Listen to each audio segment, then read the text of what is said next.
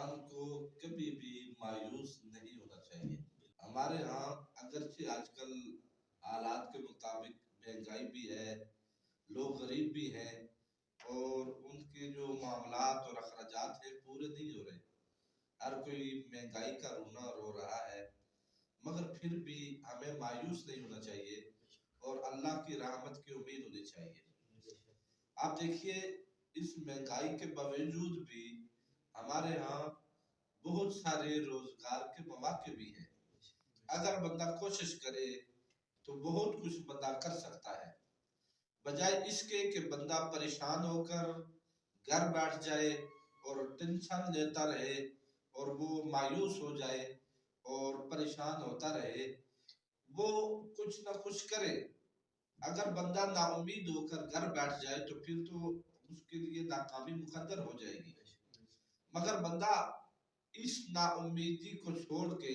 اللہ کی رحمت کی امید رکھ کر اگر بندہ کوشش کرے، آگے بڑھنے کی کوشش کرے اور کچھ نہ کچھ کرنے کی کوشش کرے، یعنی خود کو کسی کام میں مصروف رکھے، آگے بڑھنے کی کوشش کرے، تو بندے کو کوئی نہ کوئی راہ مل ہی جاتی ہے۔ یوں ہی وقت کے مطابق لوگ بیمار ہوتے ہیں، ان کے اوپر بہت ساری مصیبتیں ٹوٹ پڑتی ہیں، پریشان حال ہوتے ہیں،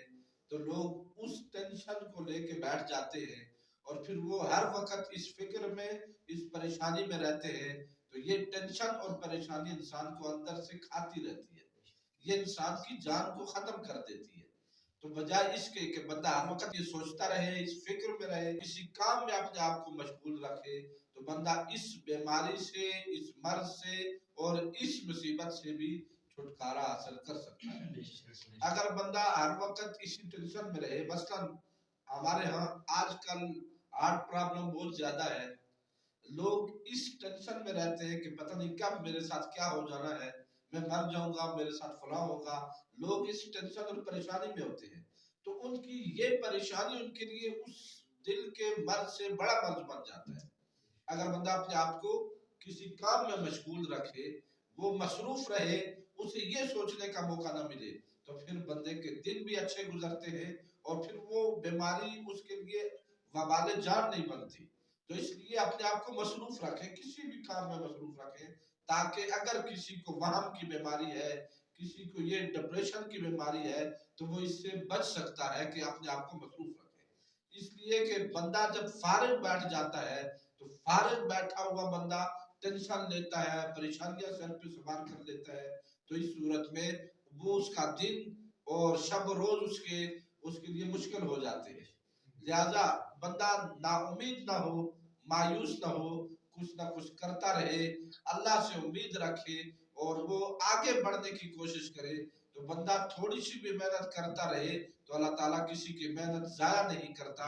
روزگار بھی مہیا ہو سکتے ہیں، اس کے لیے راستے بھی نکل سکتے ہیں، اسباب مہیا اللہ تعالیٰ کر دے گا اگر بندہ کوشش کرتا رہے۔ تو اس لیے آگے بڑھنے کی کوشش کرنی چاہیے، جہاں بندہ رک جائے، جہاں بندہ سمجھے کہ میری انتہا ہو گئی ہے، وہاں سے بندہ آگے نکلنے کی کوشش کرے۔ وہ اگر بندہ محنت کرے، کوئی نہ کوئی راستہ ڈھونڈے، تو اللہ تعالیٰ ضرور مدد کرتا ہے اور کوئی راستہ نکل آتا ہے۔ مایوس نہیں ہونا چاہیے بندے کو، خوش رہنا چاہیے،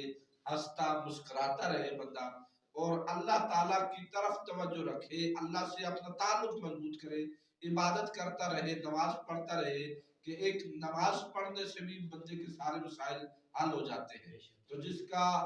رابطہ اللہ سے مضبوط ہو، جس کا واسطہ رب کے ساتھ ہو اور جس کا تعلق رب سے مضبوط ہو جائے، وہ پھر کبھی نا امید بھی نہیں ہوتا اور کبھی ناکام بھی نہیں ہوتا۔ اللہ اس پہ مہربانی فرماتا ہے اور اللہ ہی سے امید رکھنی چاہیے کہ سارے اسباب وہی مہیا کرنے والا ہے، تو انسان کبھی پریشان نہیں ہوگا۔ اس لیے نا امیدی ایک گناہ ہے اور نا امید نہیں ہونا چاہیے، بندے کو پر امید رہنا چاہیے، اور جو اللہ سے امید رکھتا ہے، پر امید ہوتا ہے، اللہ اس کے لیے ضرور راہ